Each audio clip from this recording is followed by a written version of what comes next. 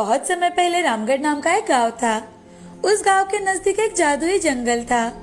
उस जंगल में जाने के लिए लोग हमेशा ही डरते थे, क्योंकि उस जंगल में जो भी एक बार जाता वो वापस नहीं आता था। इसीलिए कोई भी उस जंगल में जाने की हिम्मत नहीं करता था। एक दिन सोना और मोना नाम की दो सहेलियां घूमने के लिए निकलती है। घूमते घूमते वो जादुई जंगल में चली जाती है। वहाँ जंगल में जाने के बाद वो जो अद्भुत नजारा देखती है तो वो देखती ही रह जाती है। जंगल बहुत ही खूबसूरत है। वो दोनों जंगल देखती है तो देखती ही रह जाती है। सोना और मोना जंगल की खूबसूरती देखते देखते दोनों सहेलियां अंदर तक चली जाती है। अंदर जाने पर एक जगह रुक जाती है। उनके सामने दो रास्ते होते हैं। एक रास्ता होता है जहाँ उजाला फैला होता है और दूसरे रास्ते पर अंधेरा छाया होता है। ये देख सोना मोना से, यहाँ तो दो रास्ते हैं, हमें कौन से रास्ते से जाना चाहिए? यहाँ तो कुछ समझ नहीं आ रहा। दोनों तभी उनके सामने एक जादूगरनी आ जाती है और जादूगरनी उन दोनों से, तुम दोनों का इस जादुई जंगल में स्वागत है। यह एक अच्छाई का रास्ता है और एक बुराई का रास्ता है। तुम दोनों को अपने लिए एक रास्ता चुनना होगा। सच्चाई के रास्ते पर एक बुढ़िया मिलेगी जो कि तुम्हें बहुत ही अनोखा ज्ञान देगी। वो ज्ञान तुम्हारी जिंदगी को पूरी तरह से बदल देगा। यह एक सच्चाई का रास्ता और ये दूसरा बुराई का। तो हमें बुराई के रास्ते पर जाकर क्या मिलेगा? बुराई के रास्ते पर तुम्हें एक चुड़ैल मिलेगी। उसके पास ढेर सारा खजाना है। कहो, अब तुम दोनों में से कौन सा रास्ता चुनोगी? मैं तो खजाना लेने के लिए बुराई के रास्ते से जाऊंगी, क्योंकि दुनिया में दौलत ही सबसे अहम है। हे जादूगरनी, मैं बुराई के रास्ते से ही जाऊंगी। मुझे बेकार के ज्ञान की कोई जरूरत नहीं है। और तुम सोना, किस रास्ते से जाना चाहोगी? हे जादूगरनी, मैं अच्छाई के रास्ते पर जाऊंगी।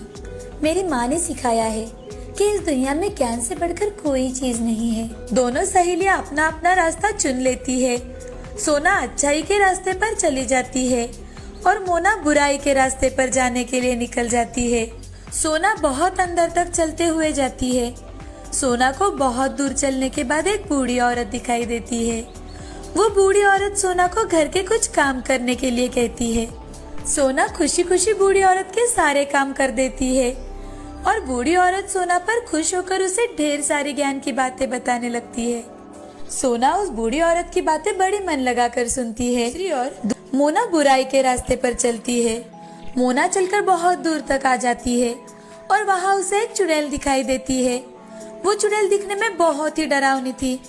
उसकी एक आँख खराब थी और एक पैर टूटा हुआ था। ये देख मोना बहुत डर जाती है। वो चुड़ैल मोना से, तुम यहाँ खजाना लेने आई हो?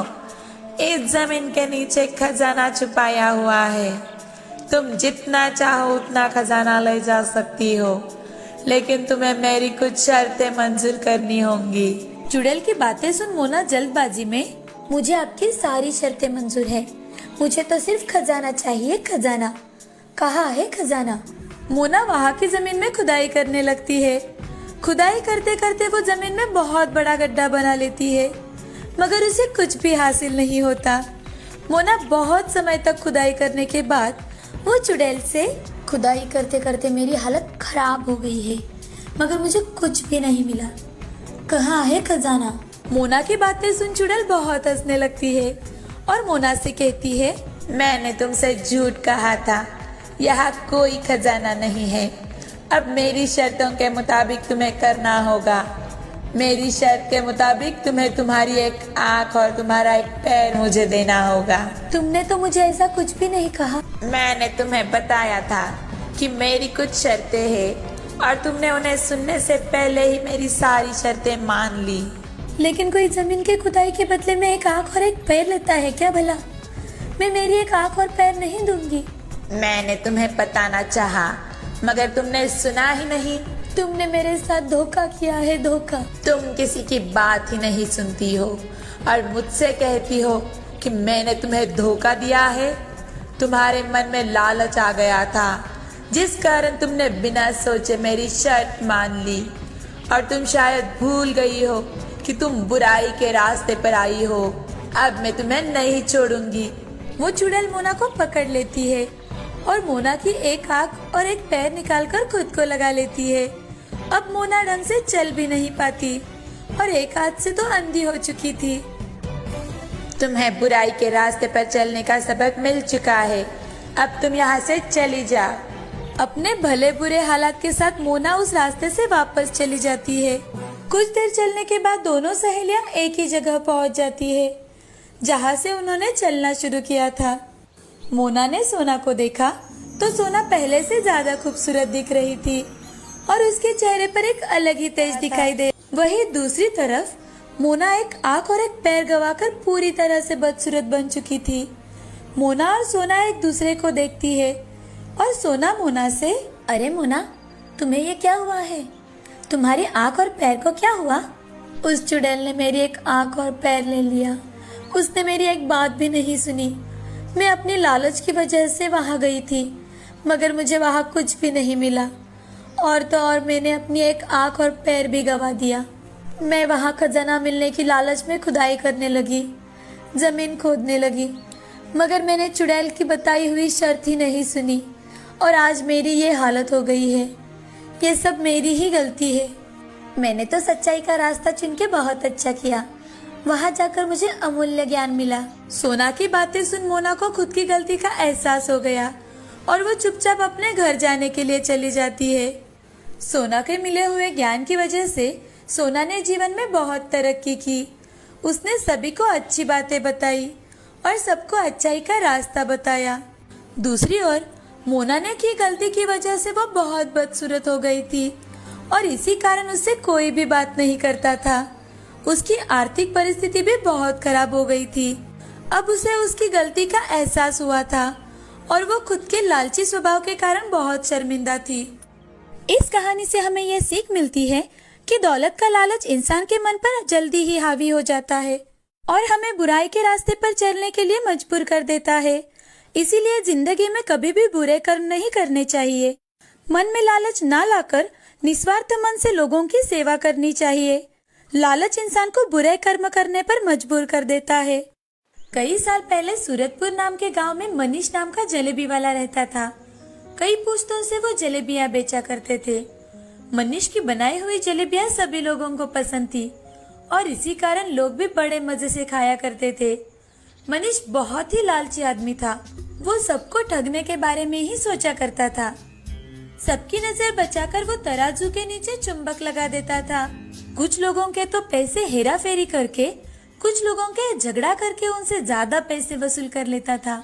उसी गांव में एक आराध्या नाम की छोटी बच्ची रहा करती थी। वो बेचारी बहुत गरीब घर की थी। आराध्या दिन भर घर के सारे काम करके उसमें से वक्त निकालकर स्कूल में जरूर जाया करती थी। उसका विश्वास था कि पढ़ाई करके उसका भविष्य जरूर अच्छा होगा। उसके स्कूल में एक रघु नाम का एक नटखट लड़का था। वो हमेशा आराध्या को परेशान करता था और उसे हमेशा रुलाता था। एक दिन आराध्या रास्ते से चल के जा रही थी, तभी रघु पीछे से साइकिल पर आया और जानबूझकर आराध्या से टकराया। आराध्या साइकिल का धक्का लगने की वजह से नीचे सड़क पर गिर गई। तभी रघु ने आराध्या से कहा, क्यों रे आराध्या, बड़ी मैडम की तरह रास्ते के बीचों बीच चल रही है।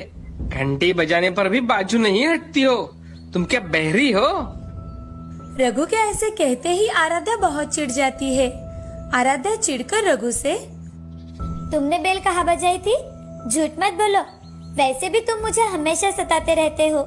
अगर तुमने फिर से ऐसा किया तो मैं हेडमास्टर जी से तुम्हारी शिकायत कर दूंगी। अरे जा जा, तुम्हें जिसको मेरा नाम बताना है बता दो, मुझे कोई फर्क नहीं पड़ता।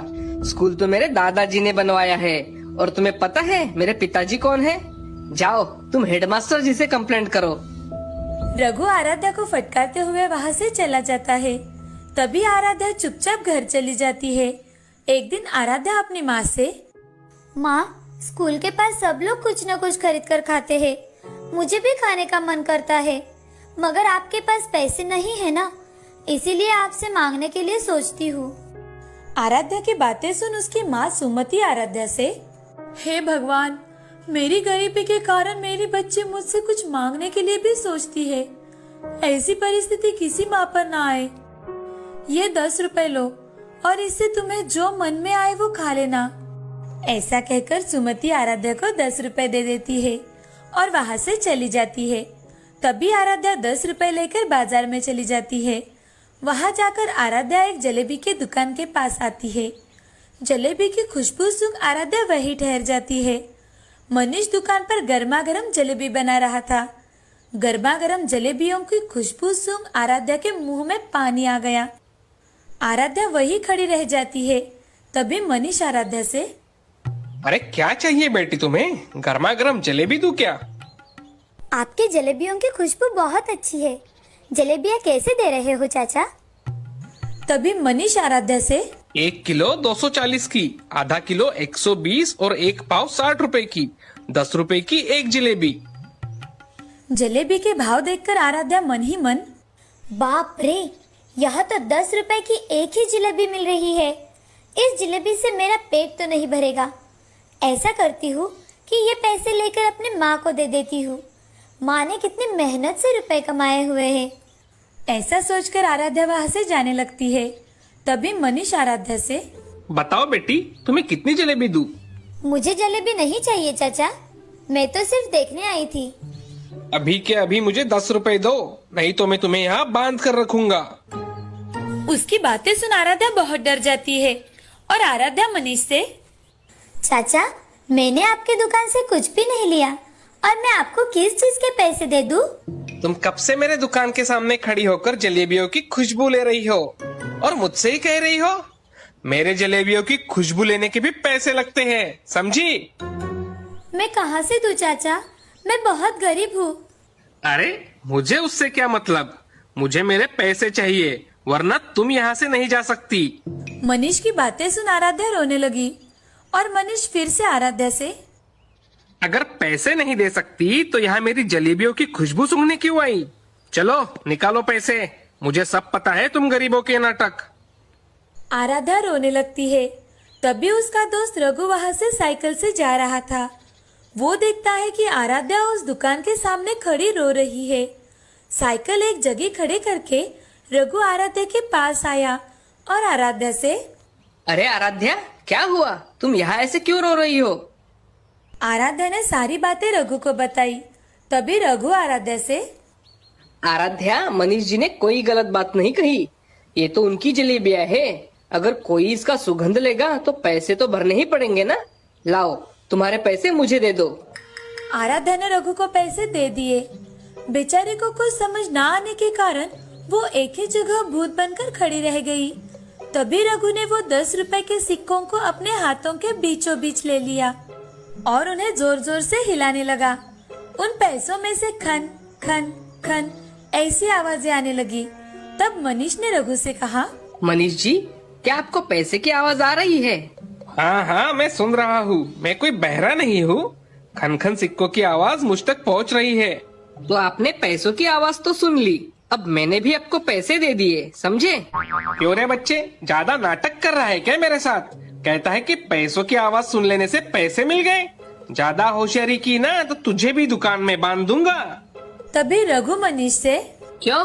जलेबी के सुगंध के पैसे आप मांग सकते हो, तो मैं क्या आपको पैसों की आवाज भी नहीं सुना सकता? अरे अंकल, तुम्हारा ये नाटक मेरे सामने नहीं चलेगा। जानते हैं मैं कौन हूँ? इस गांव के जमींदार का बेटा हूँ मैं, और ज्यादा होशियारी की ना तो पापा से बोल दूंगा और वो पुलिस से उठवाकर तुम्हें जेल भिजवा देंगे। ऐसा सुनकर मनीष हक्का बक्का रह गया। तभी रघु के साथ आराध्या उसकी साइकिल पर बैठकर चली जाती है। थोड़ी दूर पहुंचने के बाद रघु उसे साइकिल से उतार देता है। तुम तो मुझसे चिढ़ते हो ना, फिर तुमने मेरी सहायता क्यों की? आराध्या, तुम मेरी दोस्त हो और कोई मेरे दोस्त को रुलाएगा तो मुझे बड़ा गुस्सा आ जाता है। मेरे पिछले बर्ताव के लिए मुझे माफ कर देना आराध्या। कोई बात नहीं, तुम मेरे सच्चे दोस्त हो। तुमने मेरी कितनी मदद की है, थैंक यू। वो दुकानदार मेरे दोस्त को कुछ भी बोलता रहता और मैं सुनता रहूं, ऐसा कभी हो सकता है क्या? इसलिए मैंने उसे सबक सिखाया। वो बहुत ही लालची है, उसके दुकान पर कभी मत जाना। हाँ, मैं कभी भी उसके दुकान पर नहीं जाऊंगी। फ्रेंड्स, ऐसा कहकर रघु ने अपना हाथ आगे बढ़ाया। तभी आराध्या ने भी अपना हाथ आगे बढ़ाते हुए, फ्रेंड्स, ऐसा कहकर दोनों ने हैंडशेक कर लिया और उसी दिन से दोनों में गहरी दोस्ती हो गई। रघु के स्वभाव के कारण उसके दुकान पर कोई नहीं आता था। उसकी जलेबियाँ स्वादिष्ट तो थी, मगर उसके लालच की वजह